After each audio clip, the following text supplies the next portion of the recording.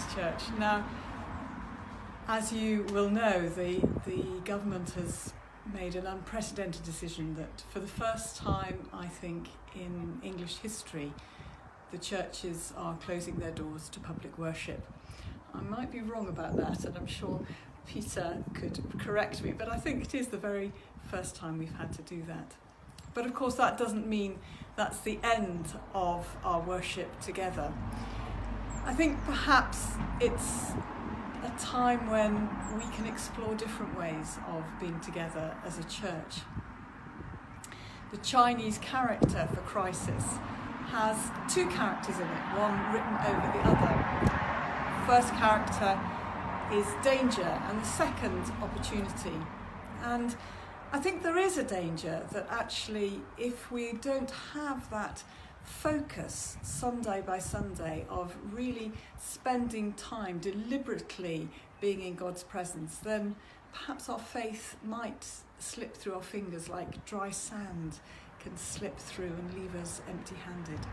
But I think the opportunities are greater.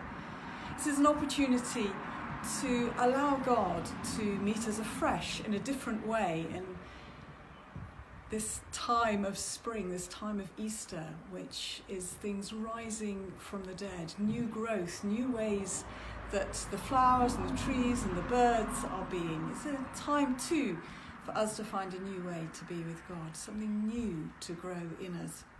So I want to invite you to think about different ways to worship, to different ways to really nourish and nurture your relationship with God, different ways to be church together while our church doors are shut. So it may be that you want to log on each week and just to listen to a sermon and to think. It may be that you want to take this opportunity to go on the website. Emma's creating an extra tab called Services, which will have prayers that you could do daily.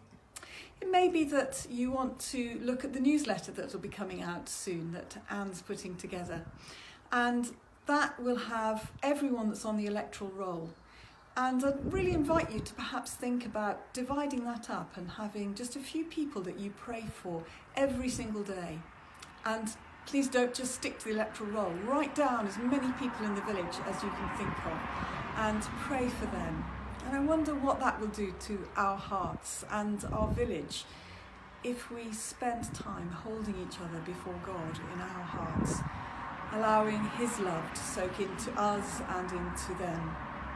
It may be that you want to set your alarm on your phone, and every hour on the hour you perhaps just stop. Listen to the birds, smell the flowers, or particularly enjoy the taste of the coffee or the tea that you're drinking. Take time to nourish a relationship with God. Find ways to connect with Him. My image is perhaps a little like Peter's fishing net as he first met Jesus and he cast that net out into the lake, and it surrounded and covered all the fish in the lake, or indeed on the very last time he saw Jesus and he threw his net again into the lake. Those symbols of perhaps us being like a net casting across the village, with each of us being that little knot, that place of intense love and joy, of God's grace and presence with us that then links out with others across the village. That we could really know ourselves loved, nurtured, encouraged in our faith through our interaction with each other on the phone and on in line, but most especially in our interaction with God in a different way through these next 3, 4, 5 weeks, however long it will be. So go safe.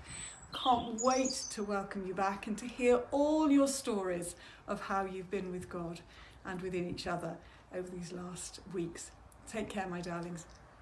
God bless.